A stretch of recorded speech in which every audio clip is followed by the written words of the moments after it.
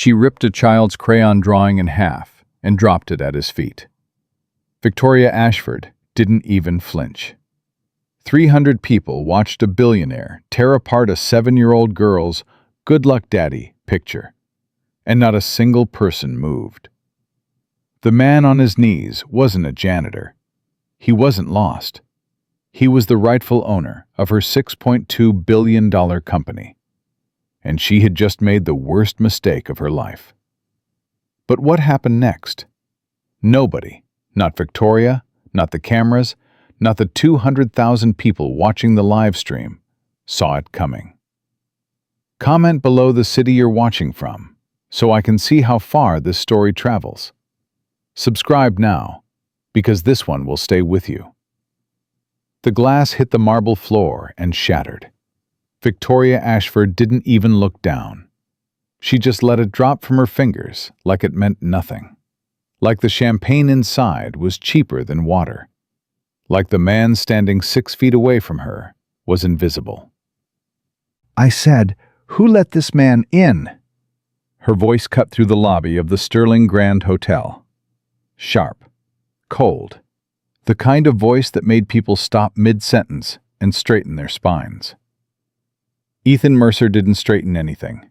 He stood still, leather folder in his left hand, right hand in his pocket, because it wouldn't stop shaking. His suit was navy blue, off the rack. He'd bought it 4 years ago for Sarah's funeral and hadn't worn it since. "Ma'am, my name is Ethan Mercer. I'm here for the—" "You're here for the exit." Victoria stepped closer. Her heels clicked like a countdown. "It's behind you. Big glass doors. Can't miss them." The crowd shifted. 200 people in a lobby that smelled like money and fresh orchids. Tuxedos, gowns, diamonds catching light from chandeliers that cost more than Ethan's apartment building. Every single one of them was looking at him. "Ma'am, I have documents. If you could just—" "Documents?" Victoria laughed. Not a warm laugh. The kind of laugh that existed only to make someone else feel small. She turned to the cluster of executives behind her. "He has documents." Marcus Webb chuckled first. Then the others followed. 5 men in $10,000 suits, laughing because their boss laughed. Because that's what people like them did. Ethan opened his folder. "These are legal papers from the Belmont Trust. If you'll look at—" Victoria snatched it. She didn't ask, didn't hesitate, just reached forward and ripped it out of his hands. She flipped it open, scanned the first page, and her lip curled. Belmont Trust. Howard Belmont. She read it like it was a joke. Beneficiary, Ethan James Mercer. Controlling interest, 74%. She looked up at him, dead in the eyes. "You're claiming you own my company." "I'm not claiming anything. The trust, your company." She said it louder, for the room. She held up the folder. "Everyone, this man, this warehouse worker, just walked into our investor gala and told me he owns Pinnacle Tech." Murmurs rippled through the crowd. Someone pulled out a phone, then another, then a dozen. Ethan's jaw tightened. "Ms. Ashford, I'm asking you respectfully to review the documents with your legal team. That's all I want." "What I want is for security to do their job." Victoria snapped her fingers. Literally snapped them, like she was summoning a dog. "Get him out." 2 security guards moved forward. Big men, earpieces, uncomfortable expressions. "Hold on." Ethan raised his hand. Not aggressive, just a man asking for one more second. "Please, just read them." Victoria dropped the folder. Papers exploded across the marble. Stock certificates, trust documents, court filings, and right in the middle of it all, a piece of construction paper folded in half. Crayon, purple and yellow. A stick figure man with a cape. "Good luck, Daddy. Love, Lily." Written in wobbly 7-year-old letters, with a heart that took up half the page. It landed face up at Victoria's feet. She looked down at it. Ethan's stomach dropped. Not the drawing. Anything but the drawing. "Oh." Victoria bent down, picked it up with 2 fingers like it was contaminated. "Oh, this is precious." "Put that down." "Daddy's little cheerleader made him a picture." She held it up, turned it so the cameras could see. "Is this your business plan, Mr. Mercer? Crayon on construction paper?" "I said put it down." Ethan's voice changed, lower, harder. "Or what?" Victoria smiled. "You'll call HR?" She gripped the drawing with both hands. "Don't." She tore it in half. The sound was small, paper ripping. Nothing. But Ethan heard it like a gunshot. Lily had spent 45 minutes on that drawing, tongue sticking out the side of her mouth the way she did when she concentrated. She'd used every purple crayon in the box, because purple was Mommy's favorite color. She'd asked 3 times if luck had a C or a K in it. Victoria dropped both halves. They fluttered to the marble floor like wounded birds. "There." She wiped her fingers on her dress as if she'd touched something dirty. "Now, are we done with the performance?" Ethan bent down, both knees on cold marble. He picked up the 2 halves carefully, held them together. The tear went right through Lily's crayon heart. Someone in the crowd said, "That's awful." But they said it quietly. Nobody moved. "Somebody get this man off my floor," Victoria said. "I have investors to entertain." Ethan stayed down. He folded the torn pieces together, slid them carefully into his jacket pocket, close to his chest, and stood up slowly. His eyes were wet. He didn't blink it away, didn't hide it. "That drawing," he said, "is from my daughter. She's 7. Her mother died 2 years ago. She made that for me this morning because she wanted me to be brave." Victoria's smile didn't waver. "Touching. Still trespassing. You just tore up a dead woman's daughter's drawing. And you just wasted 5 minutes of my evening. We're even." The live stream had started 4 minutes ago.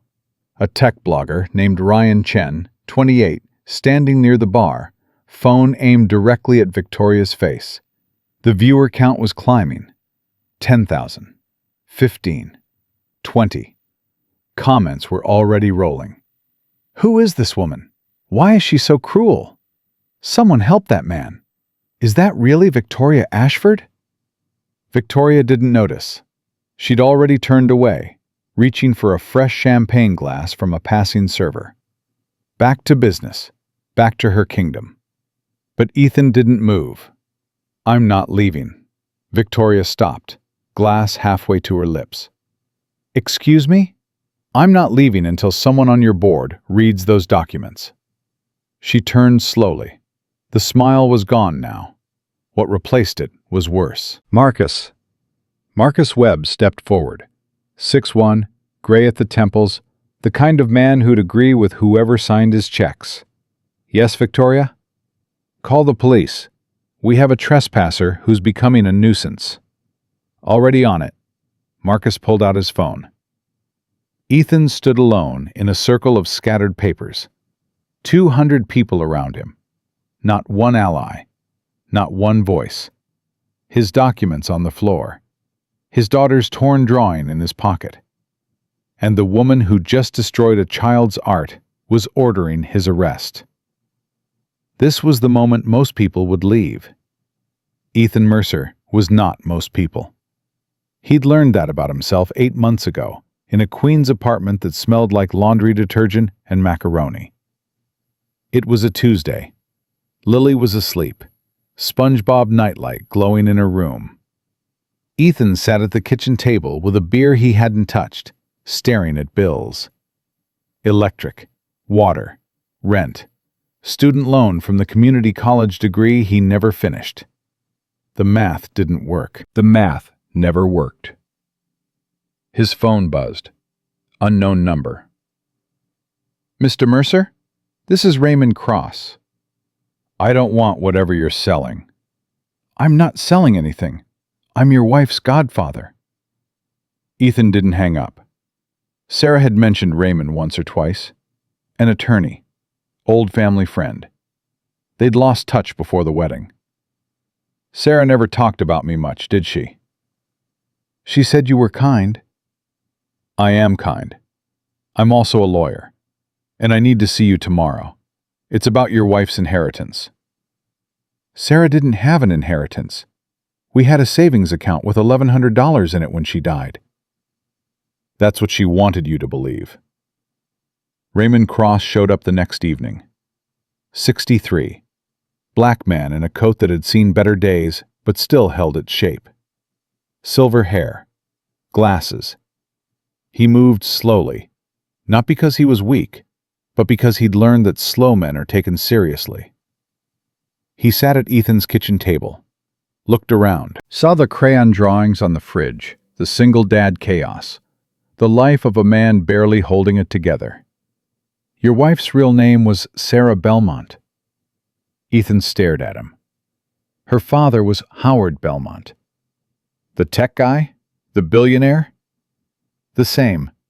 Sarah left that world at 22, changed her name, said she didn't want money defining her life. She met you, and for the first time, she was just Sarah. She never told me. She was going to, when the time was right. Then she got sick. Raymond's voice softened. She told me on one of our last calls. She said, "Raymond, promise me Ethan will be ready when it comes." I promised. When what comes? Raymond opened his briefcase. The documents inside were thick, legal, official. Seals and signatures and stamps that looked like they belonged in a vault. Howard Belmont died 6 months ago. His will was sealed, executed last month. Raymond laid the papers out. Sarah was his sole heir. She inherited 74% of Pinnacle Tech Holdings through an irrevocable trust. When she passed, the trust transferred to you as trustee, and your daughter Lily as beneficiary. Ethan didn't move, didn't blink. You're telling me I own a $6 billion company. I'm telling you your wife owned it, and she left it to you and Lily. You control the voting shares. You have final authority over every decision. Hiring, firing, acquisitions, everything. I load trucks for a living, Raymond. I know. I didn't go to business school. I didn't go to any school. I'm a warehouse supervisor who takes the subway. I know that too.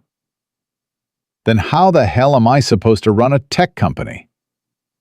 Raymond leaned back, took off his glasses, cleaned them on his shirt. The gesture of a man who delivered hard news before. You don't have to run it. You have to own it. There's a difference. The board runs daily operations, but you have the power to hire, fire, set direction, approve or reject any decision over $10 million. Does the board know? No. Howard's lawyers kept it sealed. Victoria Ashford, the current CEO, she has no idea you exist. Victoria Ashford? Ethan had seen her name on magazine covers at the grocery store checkout. Power suits, confident smile. 50 most powerful women in business. She took over 3 years ago. She's smart, aggressive, and she's been stealing. Ethan's head snapped up. What? $22 million in fraudulent consulting fees, shell companies, offshore accounts. Howard was investigating before he died. He never got to finish. So she's a thief. An alleged thief. I have evidence, but it needs more investigation. The point is, your wife's legacy, your daughter's future, is being stolen by a woman who doesn't know you exist. The apartment was quiet. SpongeBob nightlight flickering in the hall. Lily's breathing, soft and steady, the only sound. What do I do? You walk into her world and take back what's yours. She'll eat me alive. I don't know the first thing about... That's why I brought help. The buzzer rang. Ethan opened the door. Diana Reeves, 41, Latina, sharp jaw, sharper eyes. She wore jeans and a blazer, like someone who'd been in boardrooms and bar fights, and won both. "You're Ethan?" "Yeah." "I'm Diana. I'm going to teach you how to walk into a room full of people who think they're better than you and prove them wrong." "And if I can't learn?" Diana looked at Lily's drawings on the fridge, at the bills on the table, at the man standing in a doorway who hadn't slept a full night in 2 years. "You already know how to survive on nothing. That's harder than anything they've ever done. We just need to channel it." The next 8 months broke Ethan open and rebuilt him. Diana came every night after Lily's bedtime. She brought financial reports, Spreadsheets, org charts. Ethan sat at the same kitchen table where he paid bills he couldn't afford and learned how a $6 billion company moved. revenue streams, know them. Cloud infrastructure, enterprise software, government contracts. Margins? 32% on cloud, 18% on enterprise, 41% on government. Victoria's consulting deal with Apex Strategic? $22 million over 3 years. Services never rendered. Money routed through a Delaware shell company to a Cayman account. Good. What's your biggest vulnerability when you walk in? I look like I don't belong. Wrong. Your biggest vulnerability is believing that's true. She was hard on him, relentless. But she also brought pizza on Fridays and helped Lily with homework when Ethan was buried in reports. Lily called her Miss Diana and showed her every new drawing. Raymond handled the legal side, verified every document, built the case against Victoria brick by brick, Contacted board members quietly, planted seeds. "We can't go public yet," Raymond told Ethan one night. "We need Victoria to reveal herself. Her arrogance is our greatest weapon." "What if she doesn't?" "She will.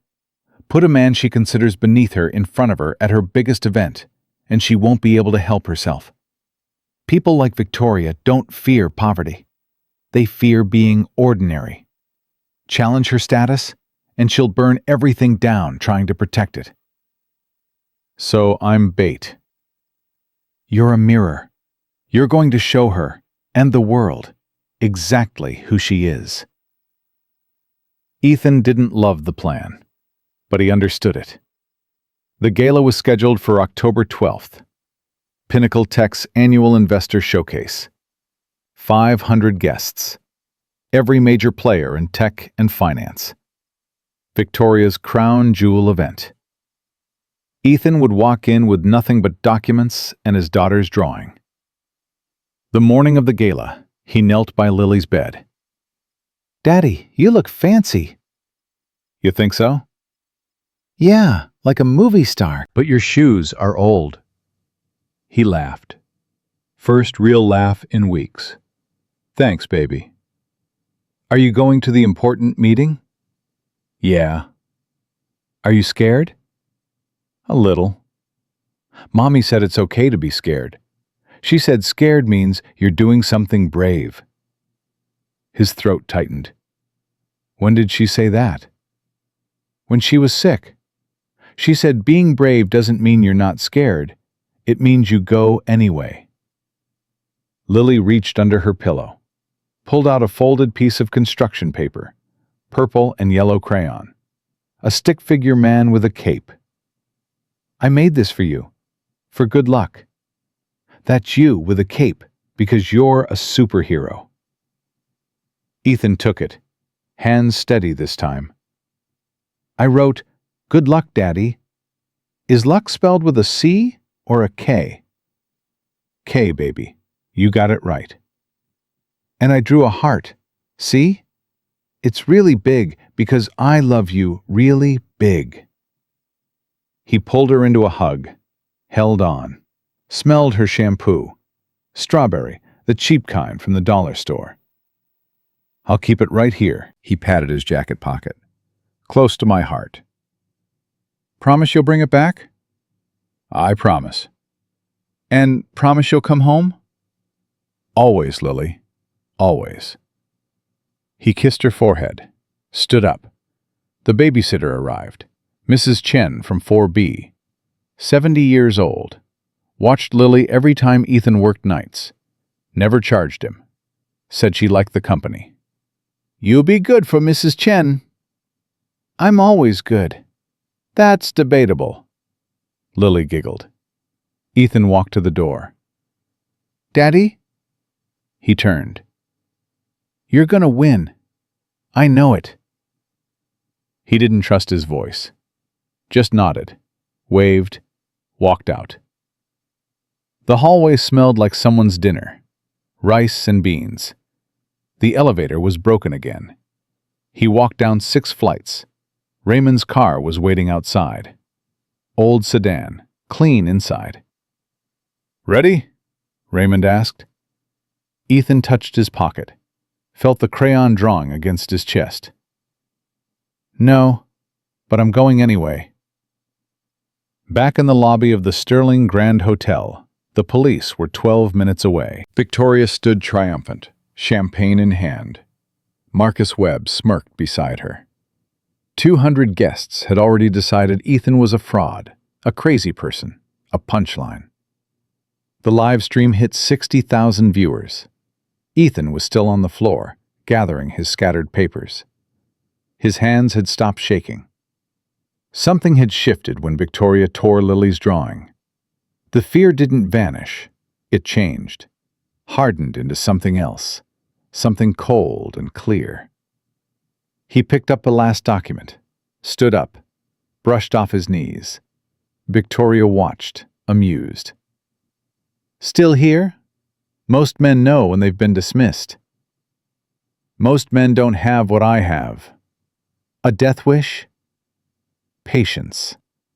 He said it so quietly that Victoria had to lean forward to hear it. And for the first time, something flickered behind her eyes. Not fear, not yet, but uncertainty. The kind that lives in the gut, not the brain. The kind you feel before you understand. She pushed it down, took a long sip of champagne. Patience, she repeated. That's cute. You'll need it. Jail can be slow. Ethan didn't respond. He simply looked past her, toward the back of the lobby, where 2 figures had just stepped out of the shadows. Raymond Cross adjusted his glasses. Diana Reeves cracked her knuckles. And Ethan Mercer, warehouse worker, single father, the man Victoria Ashford had just humiliated in front of the world, looked at his daughter's torn drawing one more time, folded it gently, placed it back over his heart, and waited. Because the thing about patience is this. It only looks like weakness to people who've never had to survive. And Ethan Mercer had been surviving his entire life. Raymond didn't rush. That was the first thing Victoria noticed about him, though she didn't know she noticed it yet. He moved through the crowd the way water moves through rock. Slow, inevitable, unstoppable. Diana walked beside him. Her heels hit marble with purpose. Every step said, I belong here more than you do.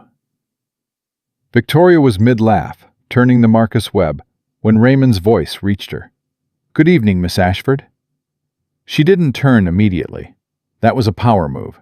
She'd learned it in her 20s. Never turn when a nobody speaks. Make them wait. Make them feel the gap between your world and theirs. Miss Ashford. She turned. Slow. Bored. Ready to dismiss whoever this was with a single look. Raymond stood 8 feet away, briefcase in one hand, the other hand in his coat pocket, glasses catching light from the chandelier. He didn't smile, didn't extend his hand, just stood there, taking up space, the way old oak trees take up space. Quietly, permanently. "And you are?" "Raymond Cross, attorney at law." Victoria's eyes swept him. Old, black, coat wasn't new. She categorized him in half a second and filed him under irrelevant. "Attorney for whom?" "For the man you just humiliated."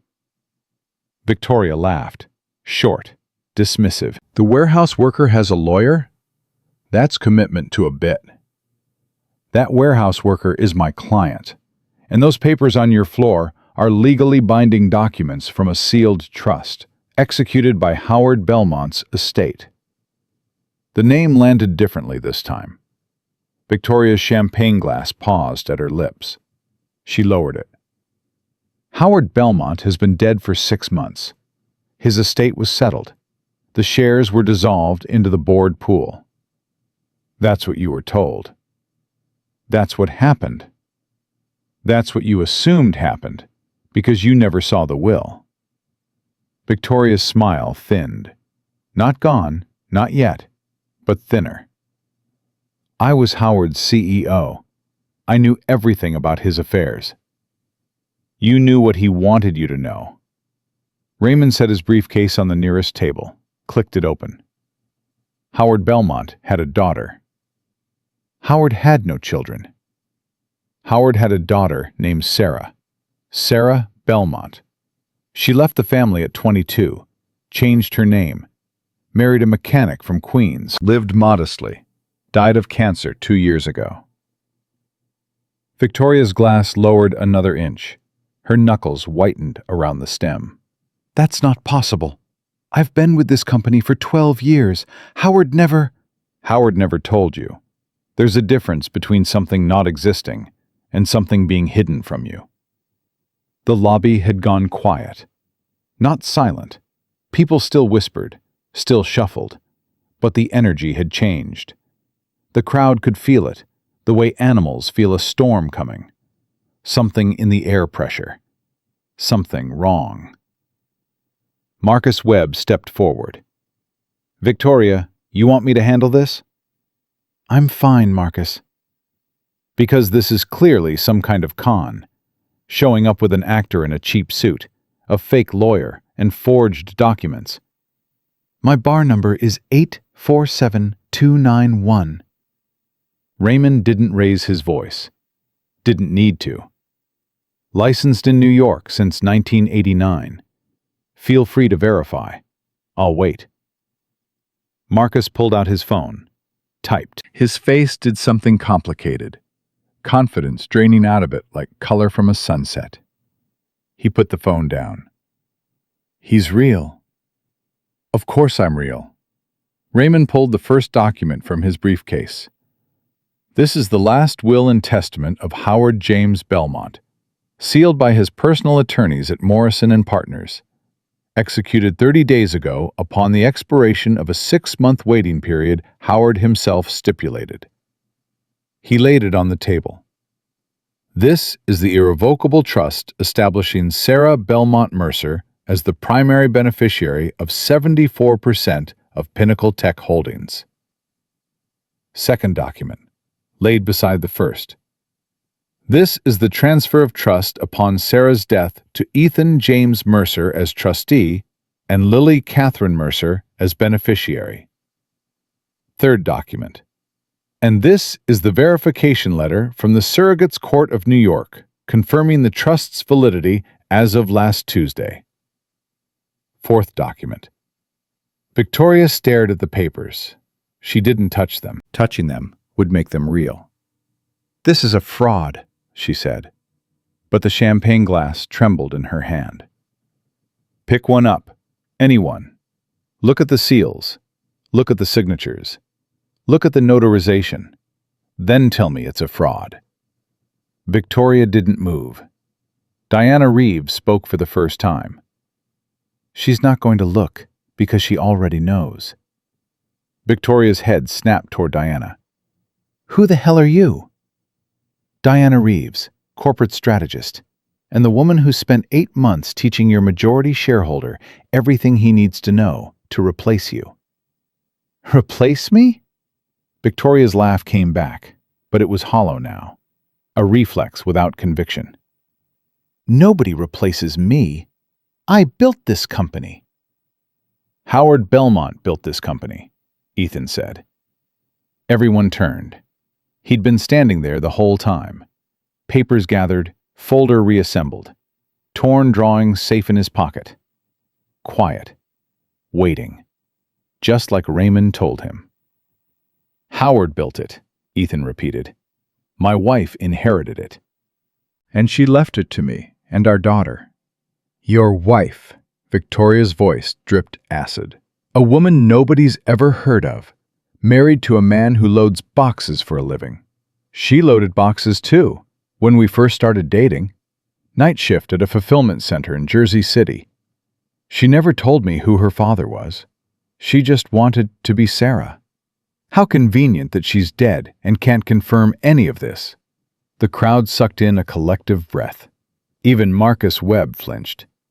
Ethan's expression didn't change, but something behind his eyes went very still. The kind of still that comes before an earthquake. Say that again.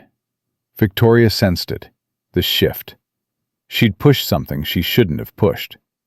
But Victoria Ashford had never backed down in her life, and she wasn't about to start in front of 300 people and 60,000 live stream viewers.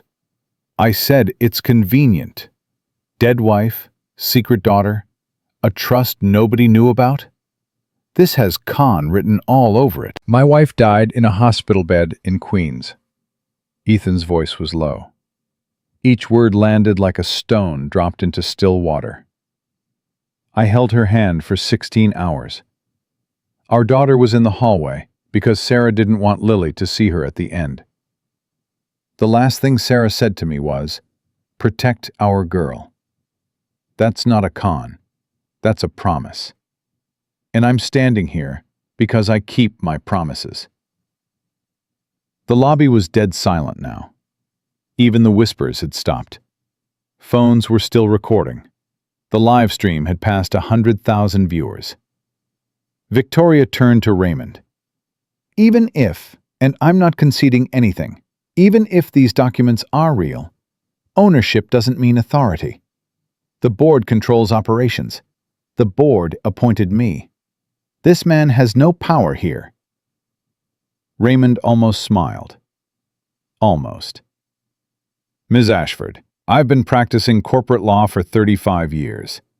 Shall I explain how irrevocable trusts work, or would you prefer to embarrass yourself further? Watch your tone. The trust grants Ethan Mercer full voting rights over 74% of Pinnacle Tech shares. That gives him authority over any board decision, hiring, firing, mergers, acquisitions, and yes, the appointment or removal of the chief executive officer. The words hung in the air like smoke. He can fire you, Victoria. Diana said it plainly. No drama, just fact. Tonight, right now, in front of everyone. Victoria's champagne glass finally shook hard enough to spill. A drop of gold liquid hit the marble floor. She set the glass down on the registration table. Her hand was steady again, but it took visible effort. This is ridiculous. I'm calling the board. They've already been called. Raymond reached into his briefcase again. I contacted all 12 members this afternoon. Documents were sent, verified, and acknowledged by 9 of 12. The other 3 are en route to this hotel as we speak. Victoria's face changed. Not a collapse. Victoria Ashford didn't collapse. But the architecture of her confidence shifted. Cracks appeared in the foundation. Hairline fractures that only someone watching closely would notice. She noticed Ethan watching closely. Stop looking at me like that. Like what? Like you've won. I haven't won anything. I just want what belongs to my daughter. Your daughter. Victoria laughed, but it sounded like glass breaking. Your daughter is 7. She draws pictures with crayons. She doesn't own a tech empire. She owns 74% of one. The crayons are just a bonus. Somewhere in the crowd, someone laughed. Not at Ethan. With him. Victoria heard it. Her jaw tightened. Marcus, where are the police? Marcus had his phone to his ear. His face was the color of old milk. Victoria, maybe we should...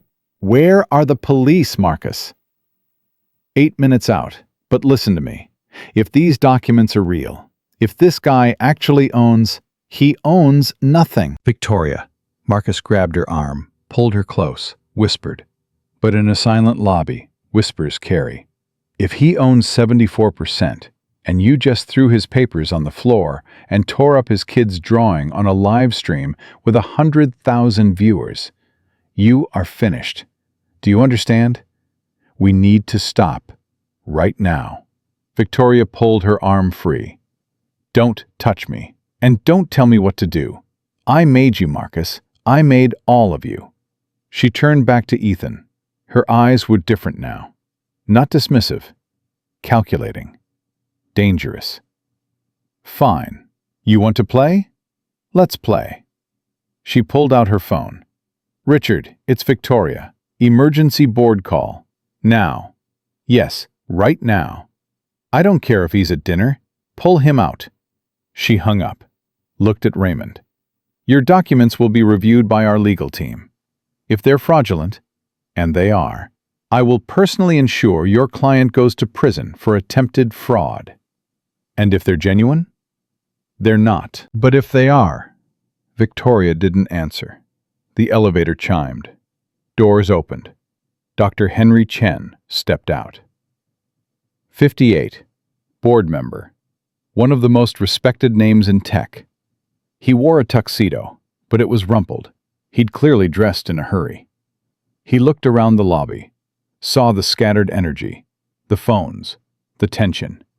His eyes found Ethan. Mr. Mercer? Victoria froze. Henry walked straight to Ethan, extended his hand. I'm Dr. Henry Chen.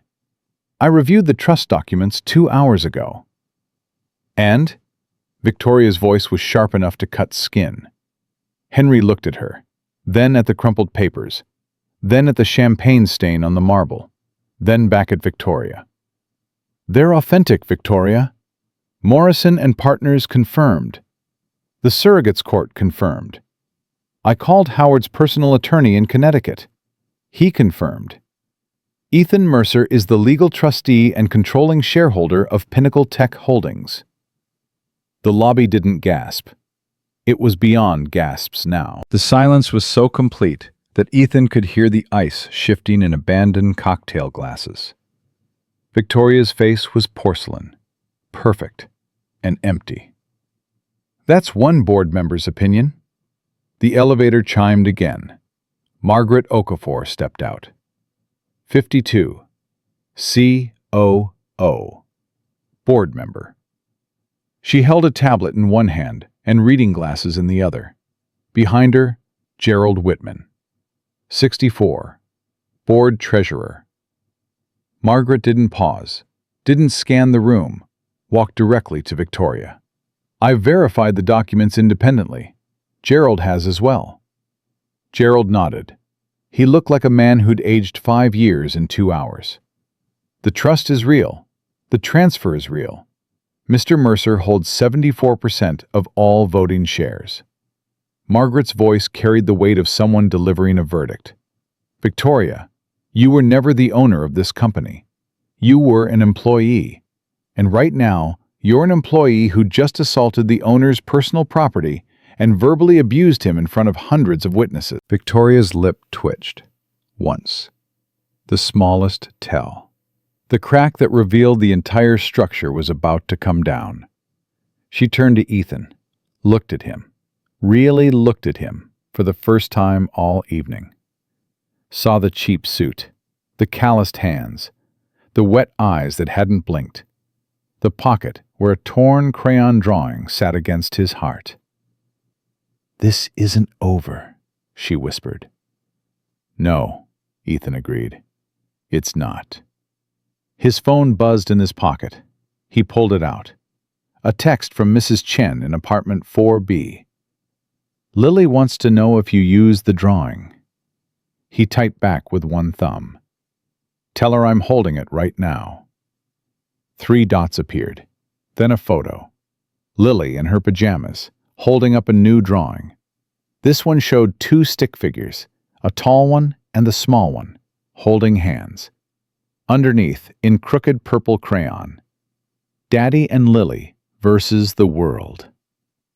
Ethan stared at it. In the middle of a hotel lobby, surrounded by billionaires and cameras and a woman who wanted to destroy him, he stared at his daughter's drawing and almost smiled. Almost. Because the police were 3 minutes away.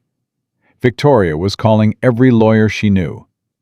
The live stream had hit 150,000 viewers, and somewhere in Raymond's briefcase sat a folder that would end Victoria Ashford's career, her freedom, and everything she'd built on stolen money. But that was coming. Right now, in this second, Ethan Mercer was a father looking at his daughter's art. And that was enough. Raymond appeared at his shoulder. Quiet. Steady. "Ethan, the police are almost here." "I know. She called them for you. They're going to find her instead." Ethan put his phone away, touched his pocket, felt the torn drawing. "Raymond?" "Yes?" "When this is over, I need to buy some tape." Raymond looked at him, confused. "For Lily's drawing. I promised I'd bring it back." Raymond Cross had practiced law for 35 years. He'd stood in courtrooms and boardrooms and rooms where the stakes were life and death. He'd seen men crumble under less pressure than what Ethan Mercer had endured tonight. He looked at this warehouse worker from Queens, standing in a hotel lobby that cost more per night than his monthly rent, holding together with nothing but a dead wife's promise and a daughter's crayon heart. "We'll find tape," Raymond said. "Good." The lobby doors opened. Blue and red lights spilled across the marble floor. 2 officers stepped inside. The crowd parted. Victoria Ashford straightened her spine, smoothed her gown, and prepared to have Ethan Mercer removed from her life forever. She had no idea she was about to be removed from his.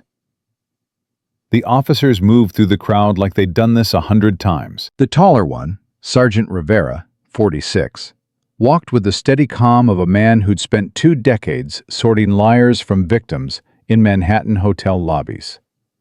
His partner, Officer Davis, 31, hung back 2 steps, hand near his radio, scanning the room.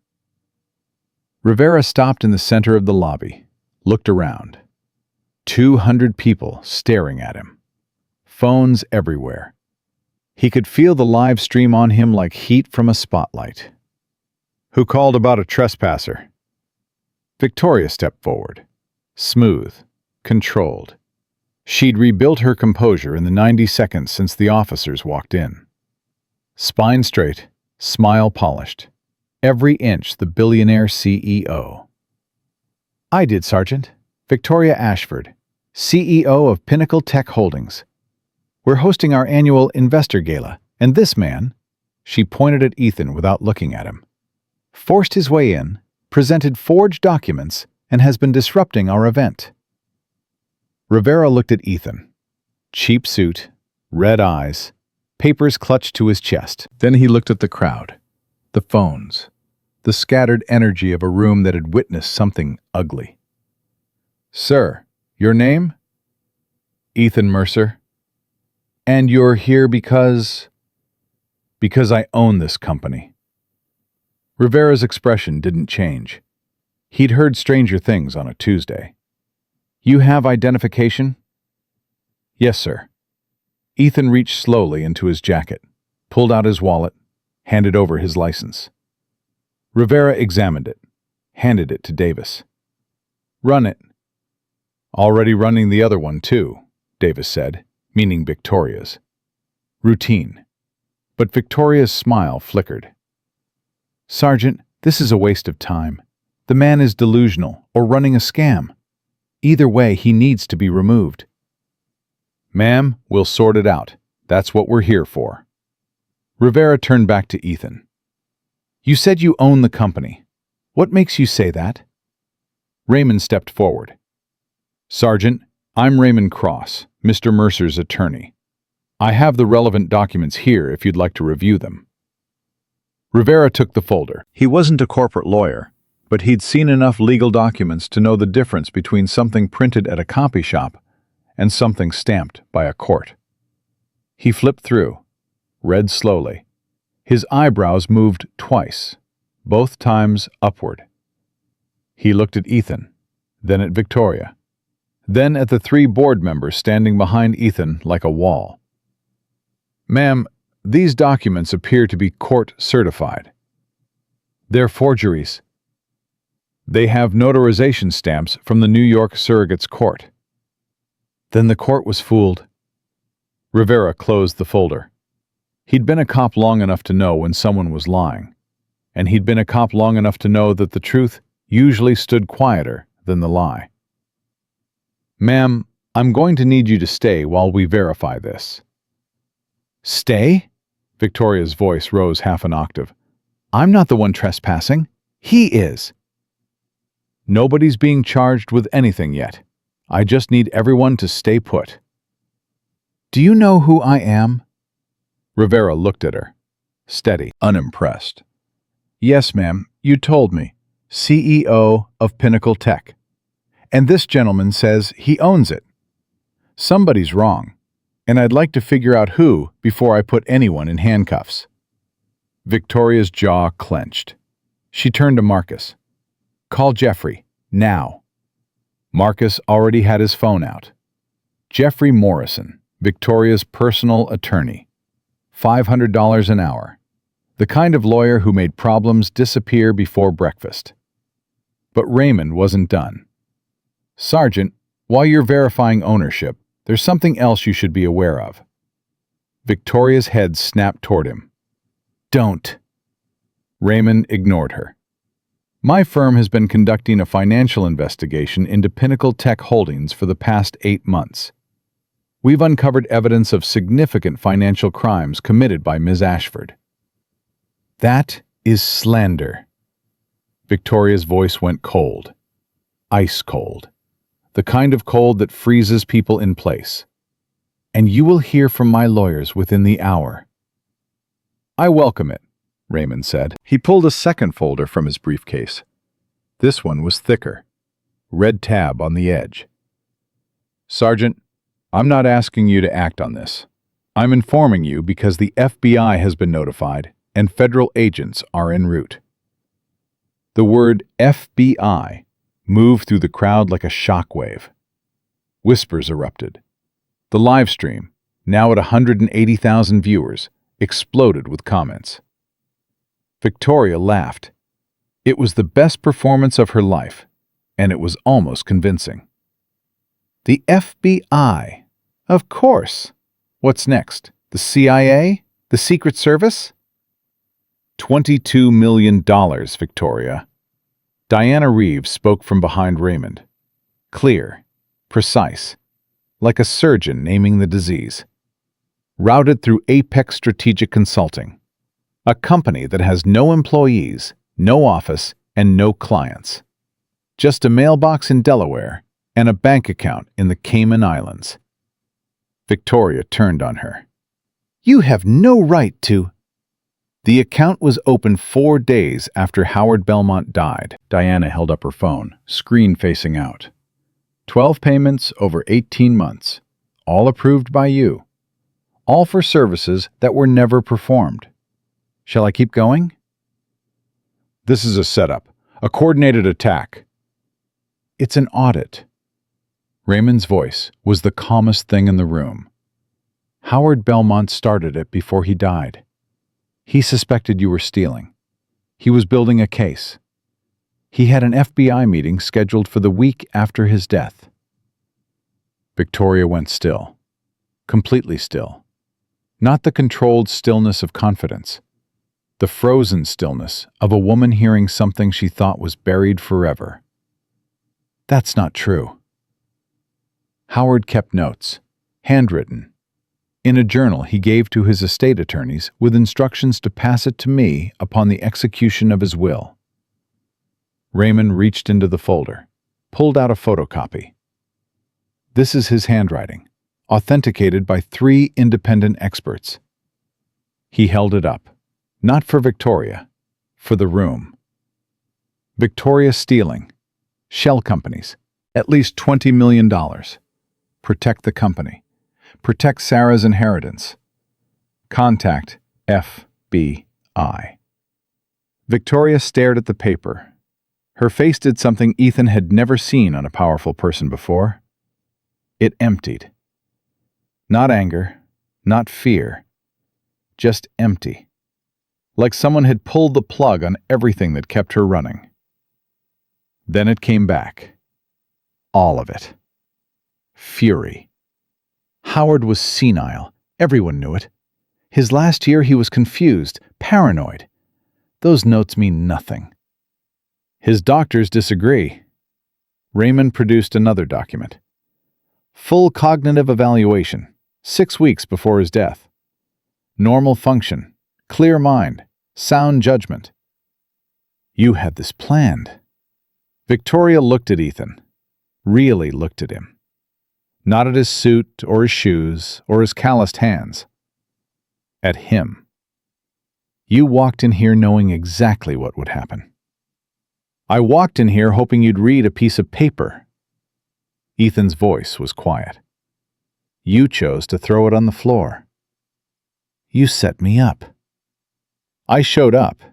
Everything that happened after that was you. The live stream hit 200,000. News desks were picking it up. Reporters were calling the hotel. 2 news vans were already outside. Victoria turned to Marcus Webb, the man who'd stood beside her for 7 years, her right hand, her fixer. Marcus, tell them this is insane. Marcus wouldn't look at her. Marcus! He took a step back. Marcus! Victoria. His voice was barely audible. The Apex account. You told me it was a legitimate consulting arrangement. It was. Was it? Victoria stared at him. The silence between them said more than any confession. Marcus took another step back, then another. Then he turned and walked toward the elevator.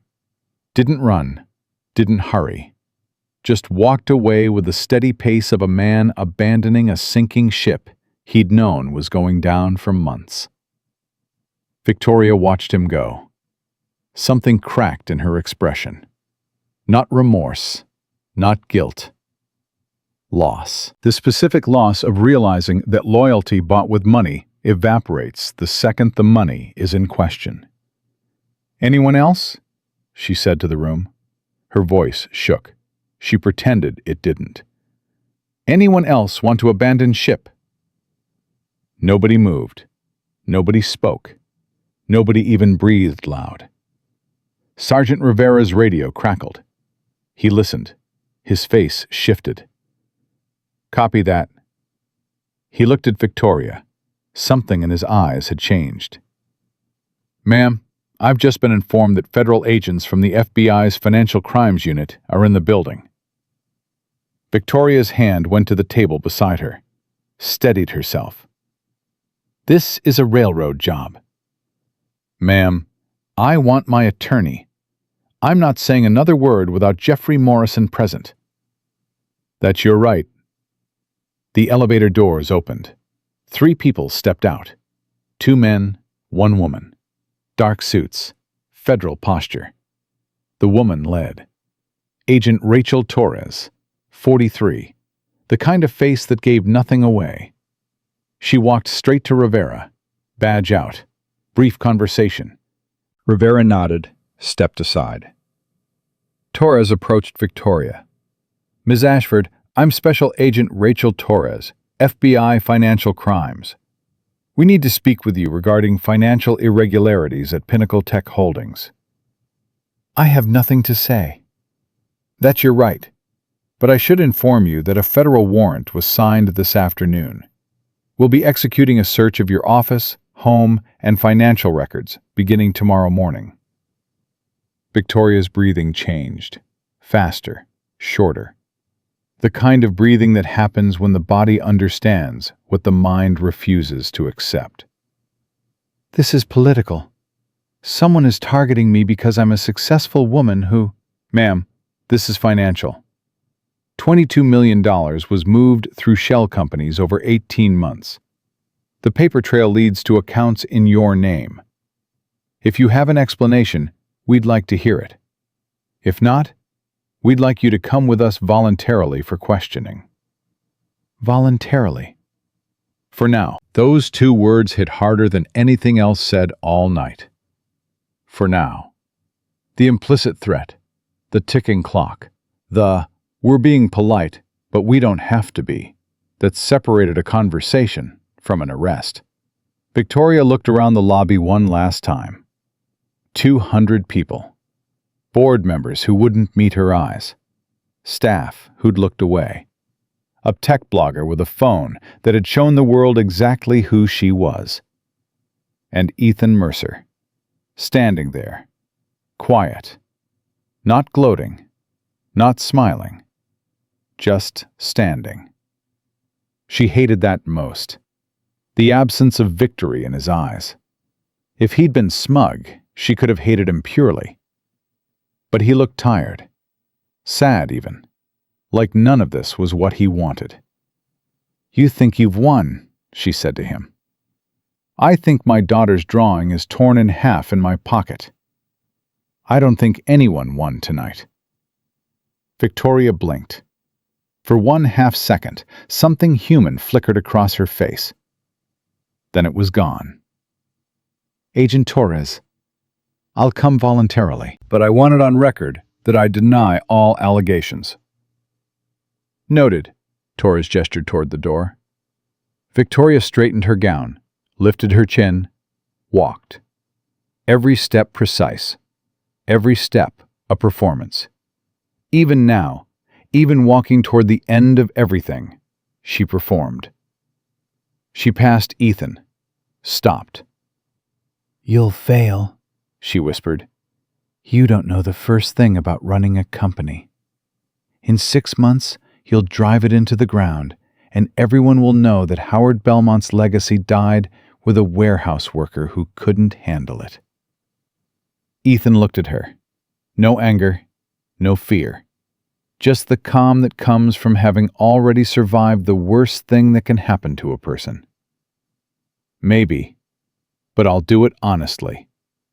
And my daughter will be proud of how I did it."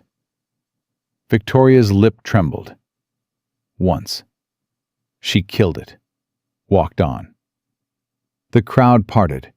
She moved through them like a ghost through walls. Torres and the 2 agents flanked her, not touching her, not yet, but close. Close enough to make the point. The lobby doors opened. Camera flashes erupted outside. Victoria Ashford walked into a wall of white light and shouted questions, and the doors closed behind her, and she was gone. The lobby exhaled. 200 people suddenly remembered how to breathe, how to move, how to whisper. The energy shifted. Tension drained out through the floor and was replaced by something electric and stunned. Dr. Henry Chen was the first to approach Ethan. He extended his hand again. This time, Ethan took it. "Mr. Mercer, on behalf of the board, I want to apologize for what you experienced tonight." "You didn't do anything wrong, Dr. Chen." "I didn't do anything at all. That might be worse." Margaret Okafor joined them. Her tablet was clutched to her chest, but her eyes were soft. "Mr. Mercer, we need to discuss next steps. The company will need immediate leadership. The board can handle day-to-day operations, but as majority shareholder, you'll need to be involved in key decisions." "Can it wait until tomorrow?" Margaret paused. She was a woman who never waited on anything. But she looked at Ethan, at his red eyes, his wrinkled suit, the way his hand kept drifting to the pocket where the drawing was. And she nodded. Tomorrow. Thank you. Raymond appeared at his side, Diana on the other. The three of them stood together in the middle of the lobby, surrounded by hundreds of people who now knew exactly who Ethan Mercer was. We should go, Raymond said quietly. The press will be inside within minutes. Yeah. They walked toward the side exit, a service hallway, less glamorous. No red carpet, but no cameras either. Jessica Chen, Victoria's assistant, the young woman who'd been watching from the registration desk all night, stepped into their path. Her mascara was ruined. She'd been crying. Mr. Mercer? Ethan stopped. Yes? I'm Jessica. I was Miss Ashford's executive assistant. She clutched a folder to her chest. I've been keeping records. Emails, memos, things I knew were wrong but was too scared to report. She held out the folder. Her hands shook. I should have said something sooner. I should have helped you when you first walked in. I knew something was off about the Apex contracts. I knew she was hiding things. But I was afraid. She would have destroyed me. Ethan took the folder, looked at it, then looked at Jessica. You're saying something now. That counts. Jessica's composure broke. She pressed her hand to her mouth, nodded, couldn't speak. Diana put a hand on Jessica's shoulder. We'll need to talk tomorrow. Bring everything you have. Jessica nodded again, stepped aside. They kept walking. Through the service hallway, past kitchen staff who stared, past a busboy who held the door open and whispered, Good luck, man. Past all of it. The car was waiting outside, the same sedan. Raymond's driver had pulled it around back. No press here, no cameras. Just a quiet street and a cold night. Ethan stopped before giving in, looked up at the hotel. 40 stories of glass and steel and wealth. Somewhere inside, 500 people were sitting down to a dinner that cost more than his annual salary.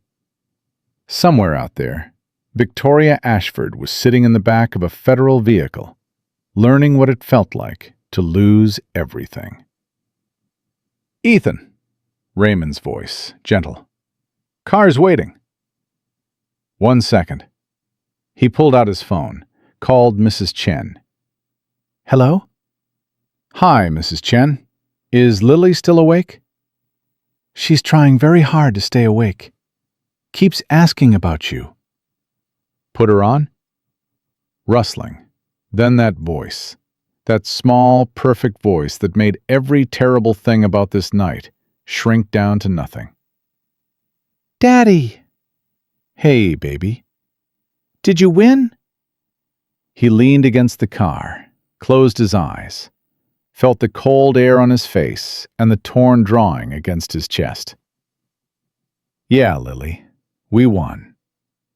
Did the drawing help? More than you'll ever know. I told you it had magic.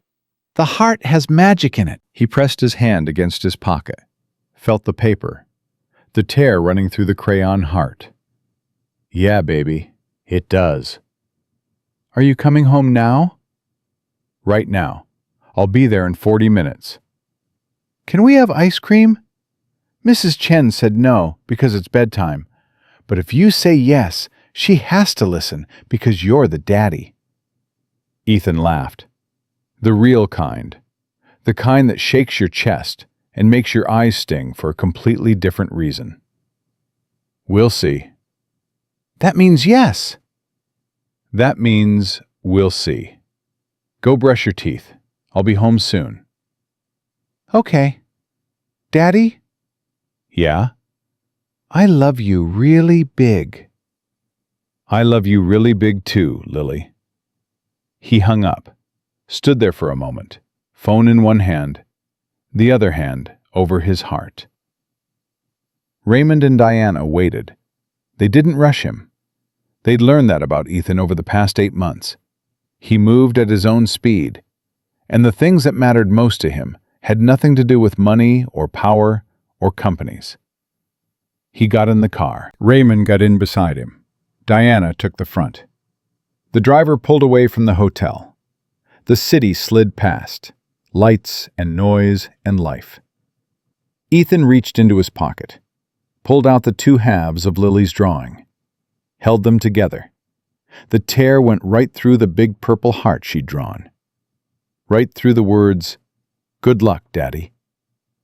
He pressed the pieces together carefully, aligned the edges, held them until they almost looked whole. "Raymond." "Yes?" "Tomorrow, after the board meeting, after the press, after all of it." "What?" "I need to stop at a store, buy some tape. Purple tape if they make it." Raymond looked at the torn drawing in Ethan's hands, at the crayon heart split in 2, at the 7-year-old's handwriting that said everything about what mattered and what didn't. "I'm sure they make it," Raymond said. "Good." The car drove through Manhattan, past the towers and the wealth and the power, past all of it, headed to Queens, headed home, where a 7-year-old girl was brushing her teeth and negotiating ice cream rights and waiting for her father to walk through the door. Ethan leaned his head against the window, watched the city blur. He thought about Victoria, about the way she'd looked at him when she first saw him, that half-second sweep of her eyes that dismissed everything he was, about the way she'd torn Lily's drawing like it was garbage, about the way she'd said convenient about Sarah's death. He waited for the anger, searched for it. It wasn't there. Just a heavy, aching tiredness. And underneath it, something he hadn't felt in 2 years. Something that felt like the ground being solid under his feet again. Something that felt like a promise kept. The car crossed the bridge into Queens. The buildings got shorter. The streets got quieter. Home got closer. Ethan held the 2 halves of the drawing together and didn't let go. Lily was asleep on the couch when he walked in. Mrs. Chen had covered her with the old blue blanket, the one with the fraying edges that Lily refused to throw away because Mommy bought it. SpongeBob was still playing on the television, volume low. A half-eaten bowl of cereal sat on the coffee table, next to a new drawing. Wet paint this time, not crayon. 2 stick figures under a yellow sun. Me and Daddy in big, wobbly letters. Mrs. Chen stood up from the kitchen chair. She looked at Ethan's face and knew. That bad? That complicated. She waited up until 9:30. Fought hard. Lost around 9:32. Ethan knelt beside the couch. Lily's mouth was open. 1 sock on, 1 sock off. She'd fallen asleep holding a purple marker, and there was a smudge on her cheek. He touched her hair. Gentle. The way you touch something you're terrified of losing. "Ethan," Mrs. Chen had her coat on. "Whatever happened tonight, that child thinks you're a superhero. Don't forget that when the world gets loud tomorrow." "Thank you, Mrs. Chen. You owe me ice cream." She negotiated hard. She left. The door clicked shut. Ethan sat on the floor next to the couch and listened to his daughter breathe. His phone had 47 missed calls. He turned it off. He pulled the 2 halves of Lily's drawing from his pocket, went to the kitchen, found tape in the junk drawer, the regular clear kind. He aligned the pieces carefully on the counter. The tear ran through the heart, through the D in Daddy, through the cape on the stick figure superhero. He taped it slowly, front and back. Pressed the edges flat. It wasn't perfect. You could see the tear. The heart was crooked now, slightly off-center from where the paper had stretched. But it held together. He put it on the fridge, right next to the new painting. Two drawings side by side. One perfect, one broken and repaired. Somehow the broken one meant more. He carried Lily to bed. She stirred. "Daddy?" "I'm here." "Did you come home?" "I'm home, baby." Ice cream? Tomorrow, I promise. "That's what you said last time." "This time, I mean it." She was asleep again before he pulled the covers up. He sat on the edge of her bed for a long time, watching her, wondering what she'd think when she found out. When the world told her that her father owned a company worth billions, that her mother was secretly an heiress, that everything about their small, quiet life had been built on a secret. He'd tell her himself. Before the news did. Before school friends repeated what their parents said at dinner. Before the internet turned their family into a story. But not tonight. Tonight, she was just Lily. And he was just Daddy. He slept on the couch, didn't bother changing, woke at 5 like always, body trained by years of warehouse shifts. For 3 seconds, the apartment was normal. Coffee maker, morning light, Lily's backpack by the door. Then his phone powered on, and the world rushed in. 212 missed calls. The voicemail was full. Texts from numbers he didn't recognize. Raymond had sent 14 messages, each more urgent than the last. Diana had sent one. "Call me before you turn on the TV." He turned on the TV. His face filled the screen. The lobby footage.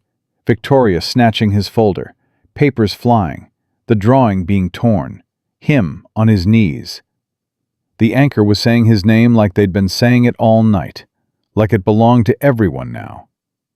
Ethan Mercer, a warehouse supervisor from Queens and single father, was revealed last night as the majority owner of Pinnacle Tech Holdings, a $6.2 billion technology company. He changed the channel. Same story. Changed again. Same. Every network, every anchor, every angle. He turned it off. "Daddy, why are you on TV?" Lily stood in the hallway, pajamas, messy hair, holding the stuffed elephant she'd had since she was 3. Ethan's chest tightened. Not yet. He wasn't ready. But she was standing right there, and she was asking, and he'd promised Sarah he'd never lie to her. "Come sit with me, Lil." She climbed onto the couch, tucked herself under his arm, still warm from sleep. "You know how Mommy used to talk about Grandpa Howard? The one I never met?" "Yeah, the one you never met. Well, Grandpa Howard had a big company, a really big one. And when he died, he left it to Mommy. And when Mommy died, she left it to us." Lily looked up at him, processing. 7 years old, doing math that shouldn't belong in a 7-year-old's head. "So we own a company?" "We do." "Is it a good company?" "It's going to be." "Do I have to go to work?" Ethan laughed. The sound surprised him. "No, baby, you have to go to school." Ugh. "But some things are going to change. People might recognize us. Reporters might come around. Kids at school might say things." "What kind of things?" "All kinds. Some nice, some not." Lily thought about this. Serious face. The same face she made when deciding between chocolate and vanilla. "If they're mean, can I tell them my daddy beat the mean lady on TV?" "I didn't beat anyone, Lily. I just told the truth." "That's what superheroes do." He pulled her closer, kissed the top of her head. "Daddy?" "Yeah?" "My drawing is on the fridge, the one I gave you, but it's taped." "Yeah, it got torn." "The mean lady tore it?" He hesitated. "Yes." Lily slid off the couch, walked to the fridge, stood on her tiptoes, looked at it, ran her finger along the tape line. "It's okay," she said. "What?" "It's okay that it's torn. You can still see the heart. And you taped it, so it means you fixed it. That's what daddies do." She turned around. "They fix things." Ethan sat on the couch in his wrinkled funeral suit, in a Queens apartment that cost $1,800 a month. And his 7-year-old daughter, standing on tiptoes in SpongeBob pajamas, taught him something no boardroom ever could. The broken things still work. You just have to hold them together. The press conference was at 2 o'clock. Raymond picked him up at noon. Same sedan. Diana was already in the front seat with 2 coffees and a garment bag. "We got you a suit." "I have a suit." "Ethan, you've been wearing that suit for 14 hours. It's been on a marble floor and a couch. You need a new suit." "I'm wearing this one." Diana and Raymond exchanged a look. "He's wearing this one," Raymond said. "Fine. At least let me steam it." "You can steam it." They drove to Manhattan. The building was surrounded. Reporters, camera crews, satellite vans. Police had set up barricades. Ethan looked through the window and felt his stomach drop. "How many?" "Every major outlet, plus about 50 international crews. You're the #1 story worldwide." "I load trucks." "You loaded trucks. Past tense." Diana handed him a briefing folder. "Here's what you need to know for today. The board is meeting at 1. You'll sit at the head of the table. Patricia Morrison resigned as chairperson this morning." "Why?" "Guilt. She knew about Victoria's spending, but didn't push hard enough. She's cooperating with the FBI." "Is she going to jail?"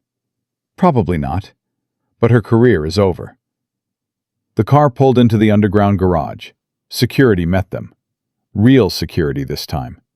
People who worked for Ethan, though that concept still felt like a foreign language in his mouth.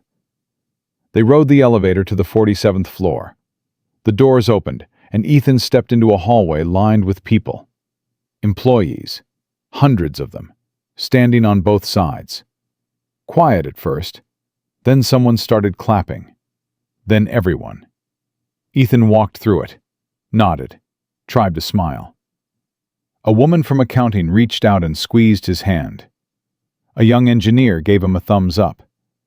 An older man in maintenance, 60-something, gray beard, held up a hand-drawn sign. "Welcome home, boss." Ethan stopped in front of him. Read the sign. "What's your name?" "Frank.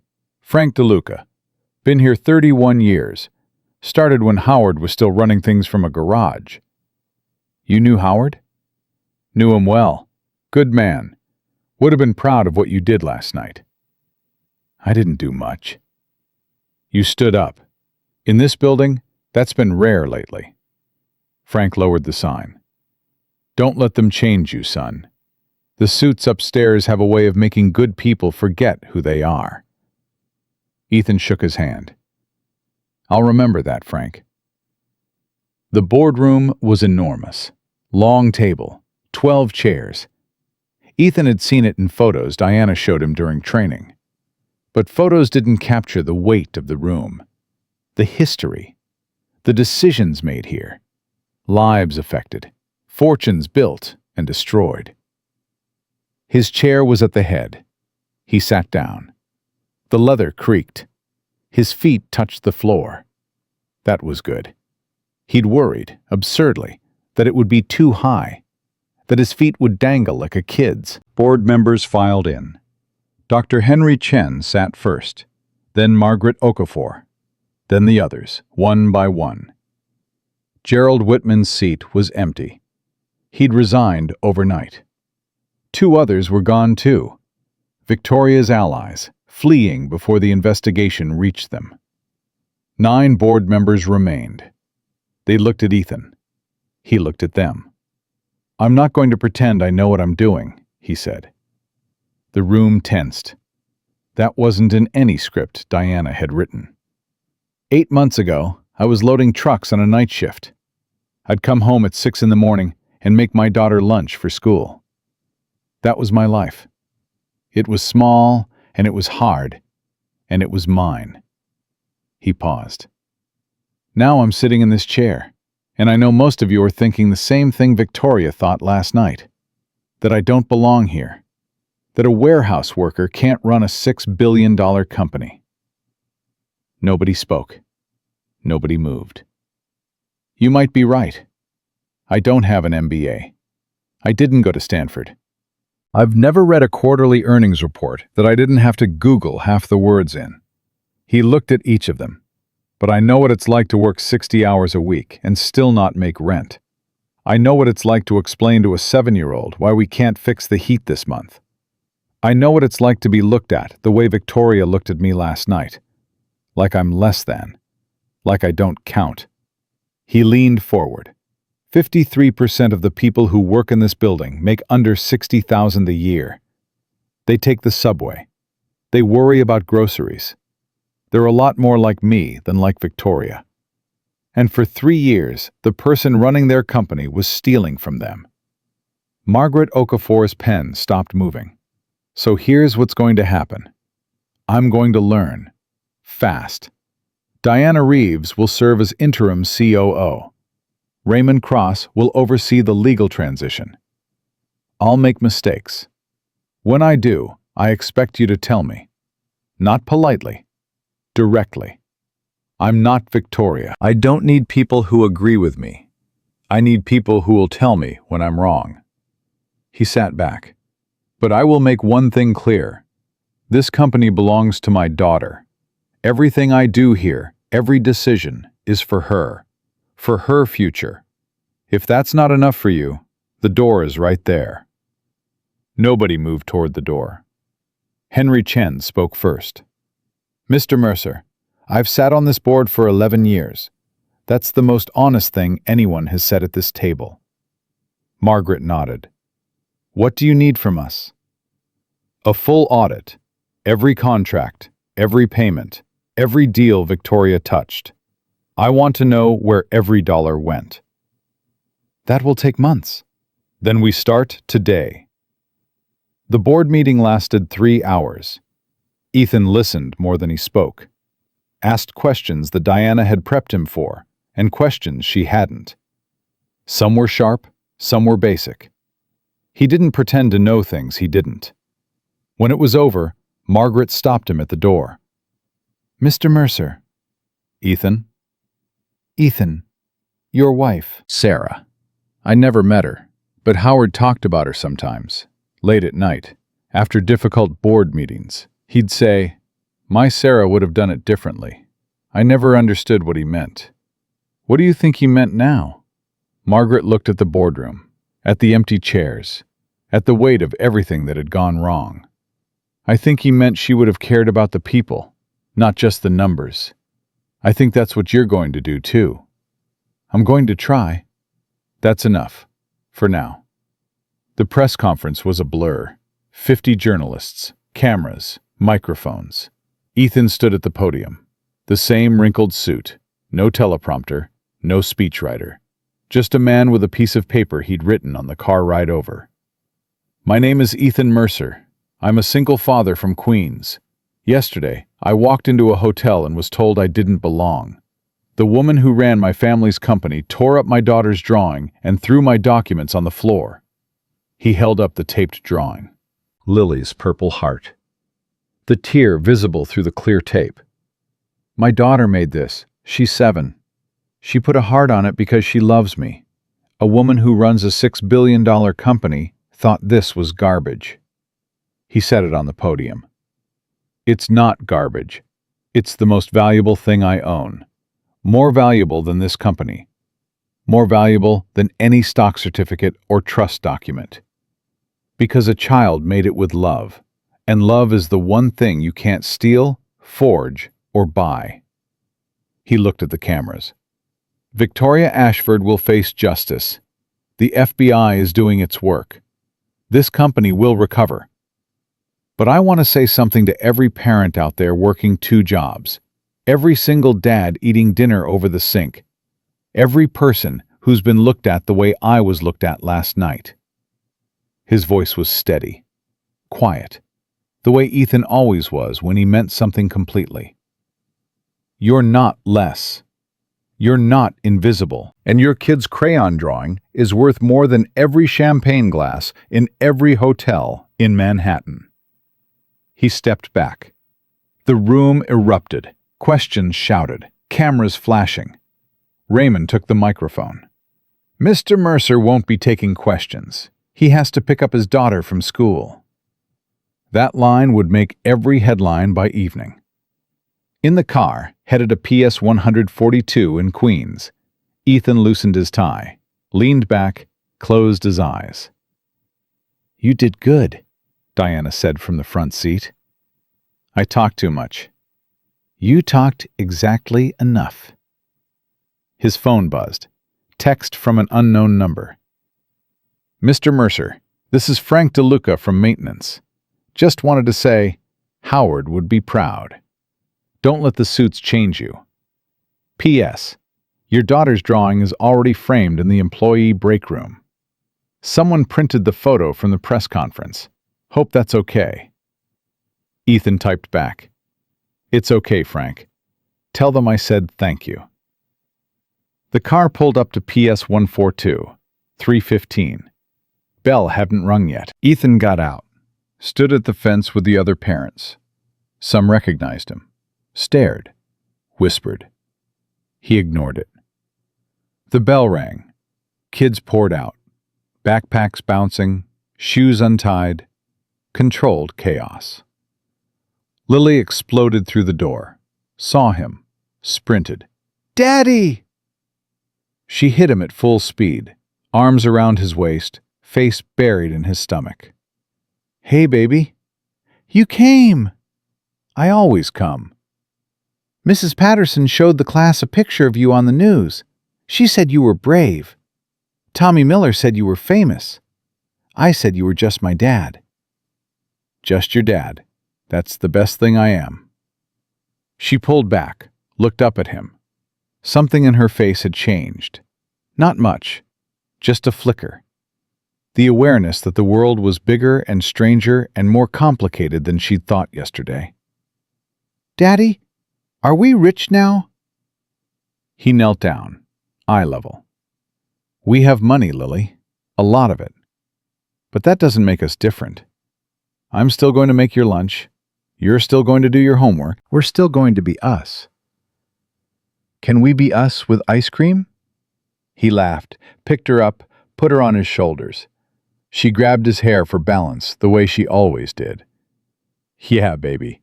We can be us with ice cream. They walked to the bodega on the corner. Mr. Alvarez behind the counter looked up from his newspaper, saw Ethan's face, looked at the newspaper, looked at Ethan again. Mercer, you're the guy from... 2 vanilla cones, please. Mr. Alvarez stared for another second, then shrugged, scooped ice cream. $3.50. Ethan paid, exact change, the way he always did. They sat on the bench outside, Lily's cone dripping down her fingers, Ethan's melting because he forgot to eat it, too busy watching her. Daddy? Yeah? Are you still scared? He thought about it, about tomorrow's board meetings and FBI investigations, and a world that now knew his name, about Victoria Ashford in a federal holding cell, and Marcus Webb making deals with prosecutors, about the 60,000 employees whose livelihoods depended on decisions he'd make at a table he'd sat at for the first time 3 hours ago. A little. That's okay. Scared means brave, Mommy said. Mommy was right. Mommy was always right. Yeah, she was. Lily licked her cone, kicked her feet against the bench. A perfectly ordinary moment in a perfectly extraordinary day. Ethan's phone buzzed. He ignored it. Whoever it was, The board, the press, the FBI, the entire world. They could wait. Right now, a man was eating ice cream with his daughter on a bench in Queens. And that mattered more than all of it. The ice cream stain on Lily's shirt was still there when Ethan tucked her in that night. Vanilla. A perfect circle on the collar of her favorite purple shirt. She'd fought him on changing it. "It's my battle shirt now, Daddy. Like your battle suit." He didn't argue. Pulled the covers up, tucked the elephant under her arm. "Daddy?" "Yeah?" "Tomorrow, can you make the pancakes with the faces?" "The ones with the blueberry eyes?" "And the banana smile. You always forget the banana smile." "I won't forget." "Promise?" "Promise." She was asleep in 30 seconds, the way only children can sleep, completely, without negotiation, without the weight of everything pressing against the inside of their skull. Ethan sat on the floor outside her door for 20 minutes, not thinking, just sitting, letting the silence of the apartment do what silence does when you finally stop running from it. His phone was on the kitchen counter. He'd left it there on purpose. The buzzing had become a kind of heartbeat, constant, urgent, demanding. He could hear it vibrating against the laminate from the hallway. He got up, walked to the kitchen, picked it up.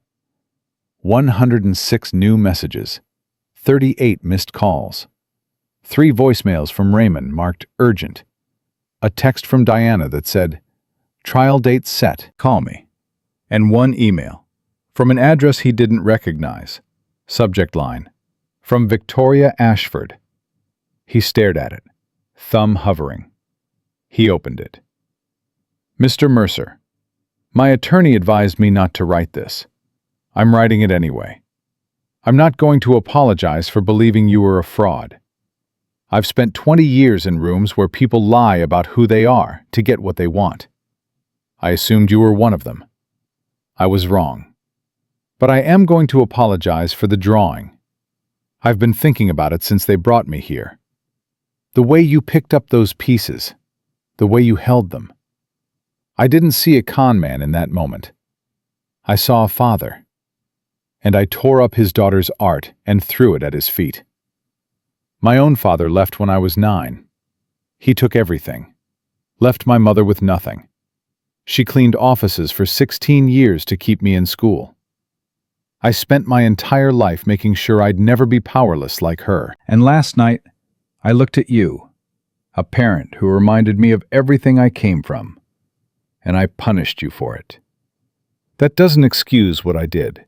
Nothing excuses it. But I wanted you to know that the woman who tore that drawing understands, now, in this cell, what it costs to destroy something a child made with love. I'm going to prison. I earned it. Run the company better than I did. That won't be hard. V. Ashford. Ethan read it twice, then closed his phone, set it face down on the counter. He didn't know what to feel, so he didn't try. He just made tomorrow's lunch. PB&J, apple slices. A note on a napkin. "You're my sunshine. Love, Daddy." The same note he wrote every day. The same lunch he'd packed 1,000 times. Some things don't change. That was the point. The FBI raided Victoria's home 3 days later. 6 in the morning. Agents in windbreakers. Boxes carried out for hours. Her husband. They'd separated 2 years ago, but never finalized the divorce. Watched from across the street with his own attorney. The raid lasted until noon. They found everything Raymond said they would, and more. Offshore accounts, shell company records, emails detailing every fraudulent transaction. A personal journal where Victoria had tracked her theft with the meticulous precision of someone who never believed she'd be caught. Total amount stolen, $23.4 million. More than the original estimate. Some of it had been funneled into personal real estate. a house in the Hamptons, a condo in Miami. Both purchased under LLC names that trace back to Victoria through a chain of paperwork that took federal accountants 3 weeks to unravel. Marcus Webb turned state's witness within 48 hours. He sat in a room with 2 FBI agents and a prosecutor and gave them everything. Names, dates, account numbers. He'd been Victoria's right hand for 7 years, and he'd kept records the way a man keeps records when he knows the ship might sink. She told me it was restructuring, Marcus said in his deposition. Creative accounting, tax optimization.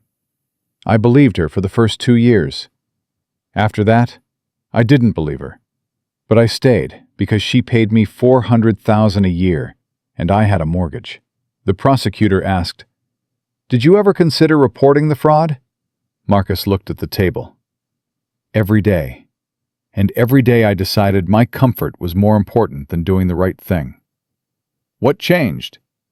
A man in a cheap suit stood in a hotel lobby and refused to leave. And a woman who paid me $400,000 a year tore up his daughter's drawing. And I realized I'd been standing next to that woman for 7 years, and I was no different. Ethan didn't watch the depositions. Diana kept him informed. Raymond handled the legal coordination with the FBI. Ethan's job was the company. And for the first 6 weeks, the company nearly broke him. Board meetings that lasted 5 hours. Financial reports he read 3 times to understand. Conference calls with investors who wanted reassurance that a warehouse worker wouldn't drive their stock into the ground. He stumbled. Badly. In the second week, he approved a contract without reading the liability clause. Diana caught it before it was signed, but the mistake cost them 2 days of renegotiation and a board member's confidence. "You can't sign things you haven't read," Diana told him. Not angry, direct. "I know, I got overwhelmed." "You'll get overwhelmed again. That's fine. But slow down. Ask questions. Nobody expects you to know everything. They expect you to be honest about what you don't know." He got better, week by week. Not because he suddenly understood corporate finance, but because he understood people. 30 years of night shifts and warehouse floors and PTA meetings and making things work on nothing had given him something no MBA could. The ability to listen. To hear what people weren't saying. To know when someone was struggling, because he'd been struggling his entire life. He walked the floors, every floor. Talked to employees, not executives, employees. The woman in the mailroom who'd worked there for 22 years and never been asked her opinion on anything. The security guard who'd been at the gala that night and felt sick about not stepping in. The young programmer who'd reported a concern about the Apex contracts to HR 8 months ago and been told to mind his own business. "What happened when you reported it?" Ethan asked him. "Nothing. HR said they'd look into it. They never did." "What would you have wanted to happen?" "I wanted someone to listen, that's all. Just listen." Ethan restructured the whistleblower program that week. Anonymous reporting, independent review, protection guaranteed. He put Frank DeLuca, the maintenance man who'd held up the welcome sign, on the Employee Advisory Committee. "Me," Frank had said, "I fix air conditioners." "You've been here 31 years. You know this building better than anyone. I need people who'll tell me the truth, not people who'll tell me what I want to hear." "You might not like the truth." "I never do. That's how I know it's true." The trial began 4 months after the gala. Federal courthouse, downtown Manhattan. Media everywhere. Ethan sat in the gallery. Not the front row, 3rd row. Quiet. He didn't want this to be about him. Victoria entered in a prison uniform. She'd aged. Not just physically. Something behind her eyes had dimmed. The fire was still there. It would always be there. But it burned differently now. Inward instead of outward. She saw Ethan. Their eyes met for 2 seconds. She nodded, barely perceptible. He nodded back. The trial lasted 2.5 weeks. The prosecution was methodical. Every transaction documented, every shell company traced, every dollar accounted for. Marcus Webb testified for 6 hours. Jessica Chen, Victoria's former assistant, testified for 3, producing emails and internal memos that left no room for doubt. Victoria's defense argued desperation, a woman who'd come from nothing, who'd clawed her way to the top, who'd made bad decisions under pressure. Her attorney painted the picture of a self-made woman who lost her way. The jury didn't buy it. You don't accidentally create 6 shell companies and route $23 million through Caribbean bank accounts. Ethan testified on the 8th day. He wore the same navy suit, tape drawing in his pocket. He told the story simply. The gala, the humiliation, the drawing. He didn't embellish, didn't dramatize, answered every question with the quiet precision of a man who'd spent his life being underestimated and had learned that the truth doesn't need decoration. The defense attorney tried to rattle him. "Mr. Mercer, isn't it true that you entered the gala without a formal invitation?" "Yes." "And isn't it true that you refused to leave when asked?" "I refused to leave before anyone reviewed my documents, yes." "So you can understand why Ms. Ashford might have perceived you as a threat." Ethan looked at him. "I'm 170 pounds in a 4-year-old suit.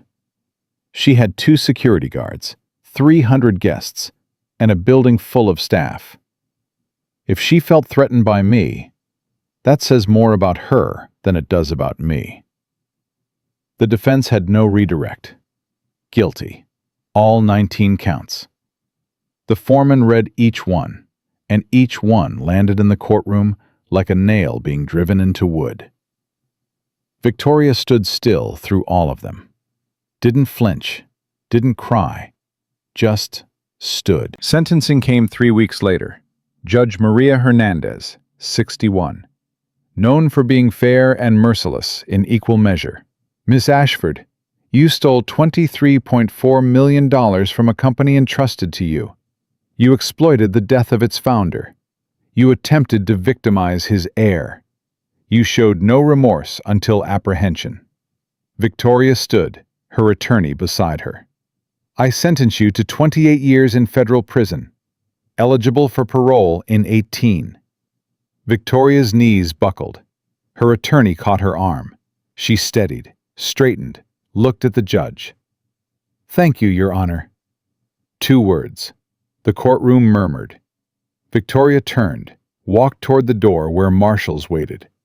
She passed Ethan's row, stopped. "Take care of that drawing," she said. "I will." She walked on. Marshals flanked her. The door closed. She was gone. Outside the courthouse, reporters swarmed. Ethan stood at the microphones, same suit, same calm. Justice was served today, not because Victoria Ashford is going to prison, but because the system worked. The employees of Pinnacle Tech deserve a company that's honest. My daughter deserves an inheritance that's clean. And Howard Belmont deserves to know his legacy is in good hands. He paused, looked directly into the cameras. "I want to say one more thing. To every father working a double shift right now, to every single parent eating cereal for dinner so their kid can have the real meal, to every person who's ever walked into a room and felt like they didn't belong." He held up the taped drawing. Lily's purple heart, the visible tear, the clear tape holding it together. "This is the most powerful thing in the world. Not money, not a title, not a corner office. A child's love. It's unbreakable. Even when someone tears it apart, You can put it back together. And it still works. The heart still holds. He put the drawing back in his pocket.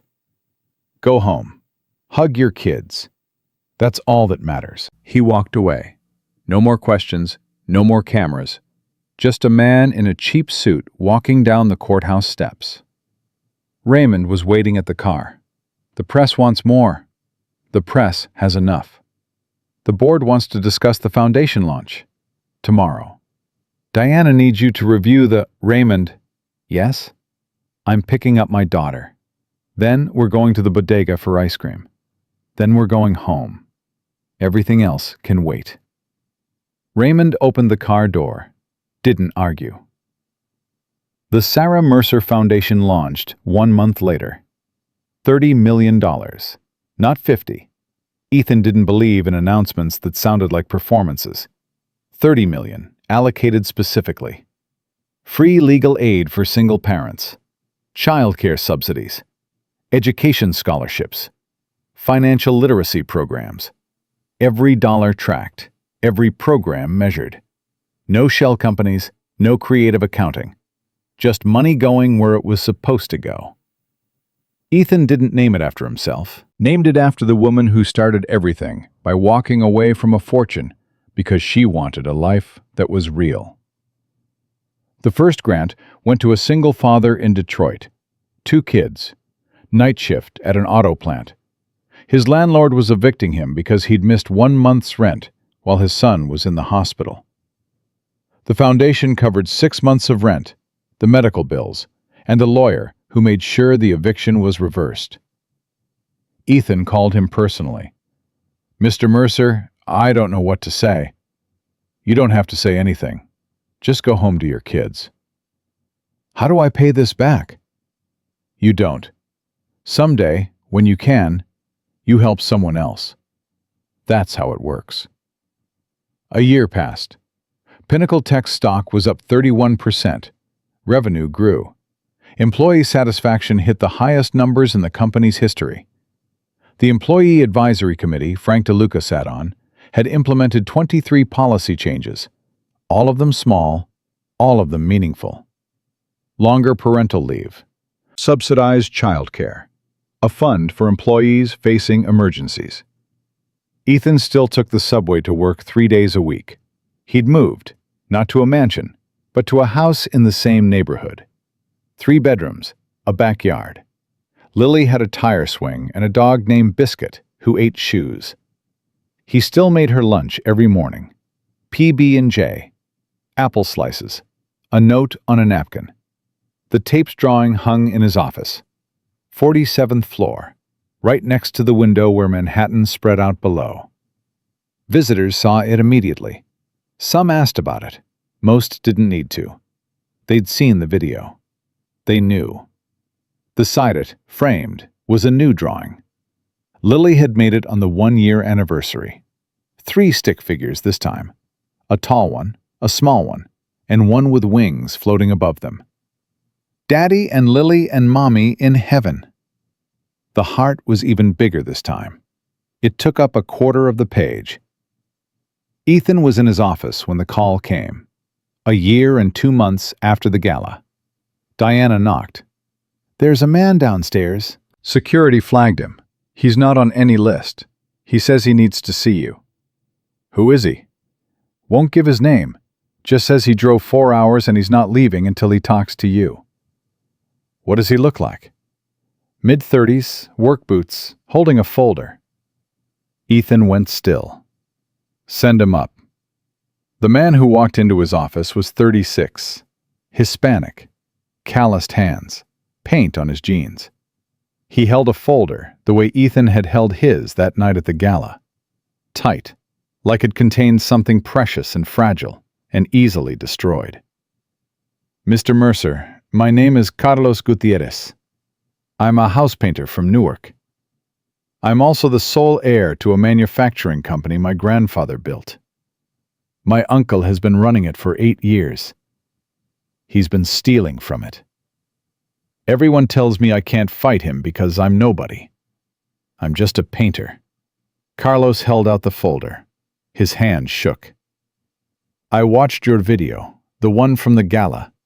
I watched it 40 times, and I thought, if a warehouse worker can walk into a room full of billionaires and take back what's his, maybe a house painter can too.